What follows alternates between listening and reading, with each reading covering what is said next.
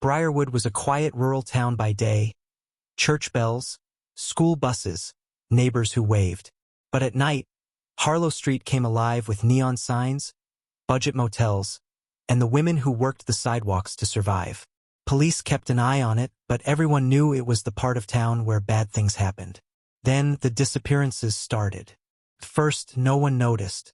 Women from Harlow Street often drifted in and out of Briarwood.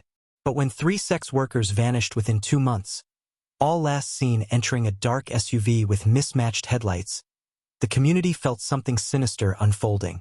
When the bodies were eventually found, each one had been posed deliberately. Hands folded over the chest, clothing arranged neatly, and beside each woman lay a white daisy, clean, fresh, and placed with care. The press dubbed the offender the Daisy Reaper. But things escalated on the night 16-year-old Anna Pierce disappeared. She wasn't part of Harlow Street. She wasn't in danger, or so everyone thought. Anna was the only daughter of Martha Pierce, a widowed schoolteacher who had been raising her alone for 6 years. Anna was quiet, artistic, and responsible, never the type to run off or break curfew. She vanished walking home from choir rehearsal. Her shoes were found neatly placed along the footpath. Her backpack, abandoned near a storm drain, and next to it, a single white daisy, the same flower found beside the murdered women. At first, police assumed Anna was simply the latest victim of the serial killer, whose attacks were escalating in boldness. But early clues didn't add up. She wasn't alone that night. Someone had met her, and she had trusted him. On the surface, she looked like any other teenager: school messages, art photos, jokes with friends. But hidden behind a second app folder was an encrypted chat application. Inside were weeks of late-night messages with someone using the name Mason_Truth.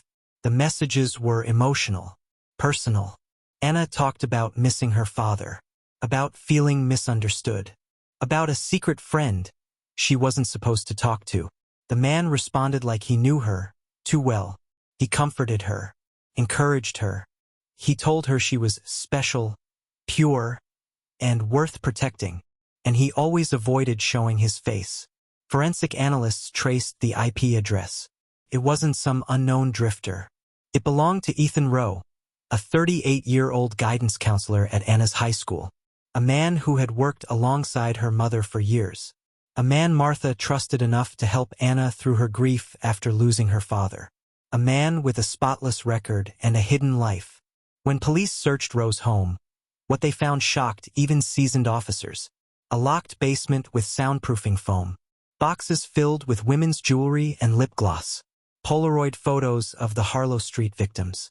A notebook describing each woman as lost or corrupted. Fresh daisies pressed between the pages. And in the center of the room, a small, worn blanket that Anna's mother later confirmed belonged to her daughter as a child. Fingerprint dusting revealed Rowe had handled Anna's belongings recently. Worse, his vehicle, an SUV with mismatched headlights, matched every witness description from the earlier abductions. Rowe was no guidance counselor. He was the Daisy Reaper. Police searched abandoned barns, motels, and forest areas. They distributed Rowe's photo to every nearby department. But Rowe didn't run far. A trucker reported an SUV speeding into Redwood Quarry, a place outside town where teenagers sometimes hung out, but adults rarely visited. Investigators swarmed the area. Inside a storage shed, they found Anna. Alive, terrified, and bound, but uninjured. She told detectives Rowe had tricked her into meeting him, claiming he had information about her father's death. When she panicked, he changed. His voice, his face, his kindness gone. He said he was saving me, she whispered. Saving me from becoming like them.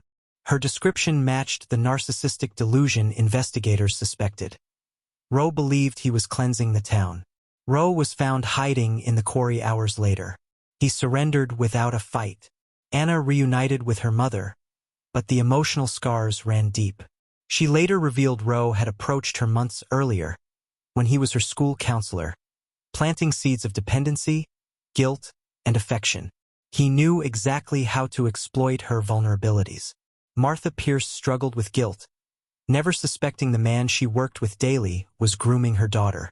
The community mourned the victims of Harlow Street, outraged that a respected school employee had hidden his crimes in plain sight. During his confession, Rowe admitted, "They trusted me. That made it easy." He was charged with multiple counts of murder, kidnapping, and manipulation of a minor. Briarwood never returned to normal. Harlow Street still glowed at night, but the shadows felt deeper now. And every spring, when daisies bloomed across the roadside, people remembered the man who twisted something innocent into a mark of death.